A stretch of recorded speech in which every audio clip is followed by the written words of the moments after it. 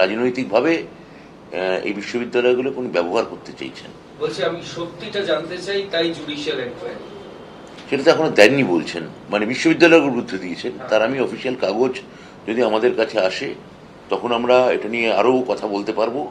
প্রাথমিকভাবে আমরা বলছি যে এটা ঠিক মিডিয়াতে জানানো বা এক্স হ্যান্ডেলে বিষয়টা জানানোর মতো যদি ব্যাপারটা জানানো হয়ে থাকে, তার পাশাপাশি সরকারি স্তরে আপনাদের অন্তত একটা কাগজ দেখা যে আমি যদি এই মুহূর্তে একটা টুইট করি যে আমি রাষ্ট্রপতির কাছে রাজ্যপালের অপসারণ চাইছি বলে চিঠি লিখেছি, তা আমি চিঠিটা তো আপনারা দেখতে চাইবেন মিনিমাম।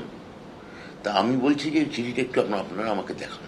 বলছি জুডিশিয়াল এনকোয়ারি রিপোর্ট আসার পর উনি বুঝবেন যে অভিযোগগুলো সত্যি না মিথ্যে। তা ওনাকে একটু বোঝার জন্য সময় দেওয়া হোক। আপাতত আমি যেটা বুঝছি সেটা হচ্ছে যে গতকাল একরকম কথা, আজকে আরেক রকম কথা, সকালে একরকম কথা, বিকেল আরেক রকম কথা, এই টুইট করা, তার পরবর্তী টুইট উইথড্র করা, কালকে একটা বিশ্ববিদ্যালয়, আজকে 31টা বিশ্ববিদ্যালয়। পুরো ব্যাপারটার মধ্যে একটা রহস্যের খাসমহল এবং এক ধরনের প্রহেলিকা এবং হেয়ালি তৈরি করার চেষ্টা করা হচ্ছে, এবং সেটা আমাদের সবাইকে গোলকধাঁধায় নিয়ে গিয়ে ফেলছে।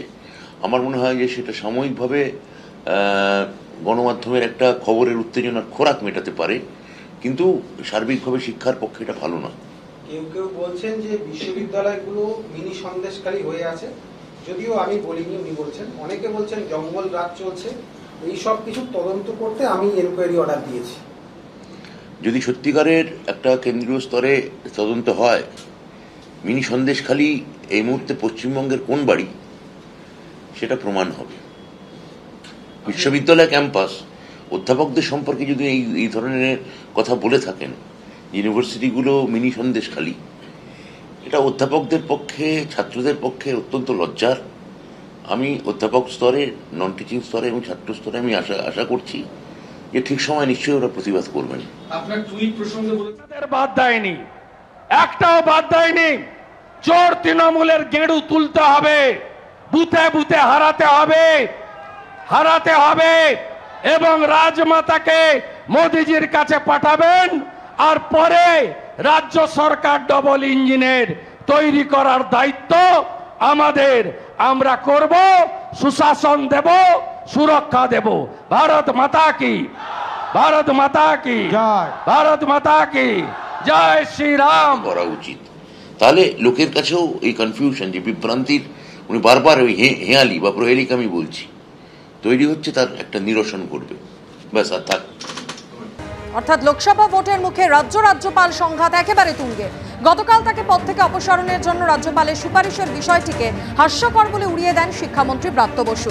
সোশ্যাল মিডিয়ায় তিনি লেখেন, আমি রাষ্ট্রপতির কাছে রাজ্যপালের অপসারণের সুপারিশ করলে যতটা হাস্যকর হবে, এটা ততটাই হাস্যকর। আমি নির্বাচনী বিধি ভঙ্গ করলে কোনো রাজনৈতিক দলের সেটা জাতীয় নির্বাচন কমিশনের নজরে আনার কথা, তারপর কমিশন সেই অনুযায়ী পদক্ষেপ নেওয়ার কথা।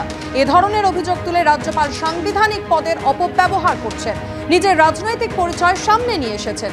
ভারতীয় সংবিধানে স্পষ্ট বলা আছে, কোনো মন্ত্রীর নিয়োগ বা অপসারণ মুখ্যমন্ত্রীর হাতে। রাজ্যপাল শুধু নিজের আসল রঙই দেখাননি, নিজের সাংবিধানিক সীমাও ছাড়িয়ে গেছেন।